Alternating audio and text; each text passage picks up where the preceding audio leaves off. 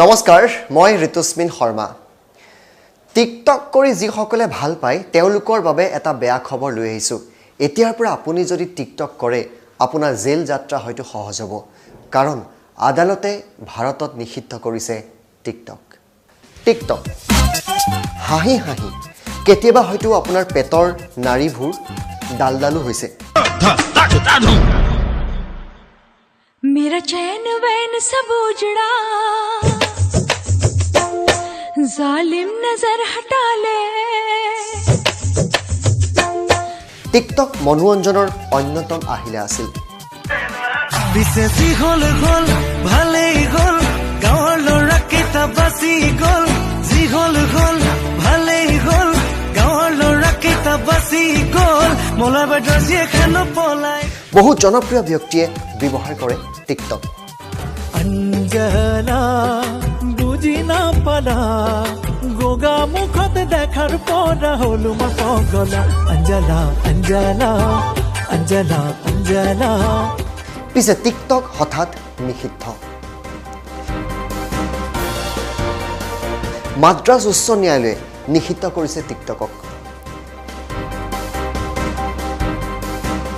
কেন্দ্ৰীয় চৰকাৰক টিকটক নিষিদ্ধ কৰিবলৈ ন্যায়ালয়ে নিৰ্দেশ প্ৰদান কৰিছে মাদ্ৰাজ উচ্চ ন্যায়ালয়ে এই বুলি কৈছে যে চাইনিজ এপ্লিকেশ্যন টিকটকে শেহতীয়াকৈ অশ্লীলতাক উদ্গনি জনোৱাত সহায় কৰিছে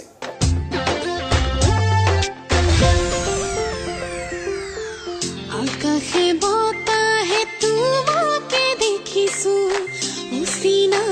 बेखतु पसि परि উল্লেখযোগ্য যে ভাৰতত মাহিলী 5,4,00,000 টিকটক ব্যৱহাৰকাৰী আছে ৰায়দানটোত এই বুলি কোৱা হৈছে যে টিকটক বন্ধ হ'লে শিশুক সাইবাৰ অপৰাধৰ পৰা বচাব পৰা যাব শিশুসকল যৌনগন্ধি বিষয়ৰ পৰাও আঁতৰি থাকিব এইখিনিতে আমি উল্লেখ কৰি থব খুজিছো ইতিমধ্যে বাংলাদেশ আৰু ইণ্ডোনেছিয়াত টিকটক নিষিদ্ধ ন্যায়ালয়ে চৰকাৰক টিকটক নিষিদ্ধ কৰিবলৈ নিৰ্দেশ দিয়াৰ লগতে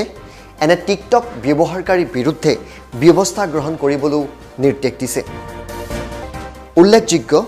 যে যোৱা 27 মাৰ্চত চেন্নাইৰ এজন ড্ৰাইভাৰে এটা ভিডিঅ' টিকটকত আপলোড কৰিছিল যিটো ভিডিঅ'ত এগৰাকী 15 বছৰীয়া কিশোৰী আছিল সেই কিশোৰীগৰাকীৰ আইতাকে টিকটক ব্যৱহাৰ কৰাৰ কাৰণে কিশোৰীগৰাকীক গালিগালাজ কৰিছিল আৰু পিছদিনা সেই কিশোৰীগৰাকীয়ে আত্মহত্যা কৰে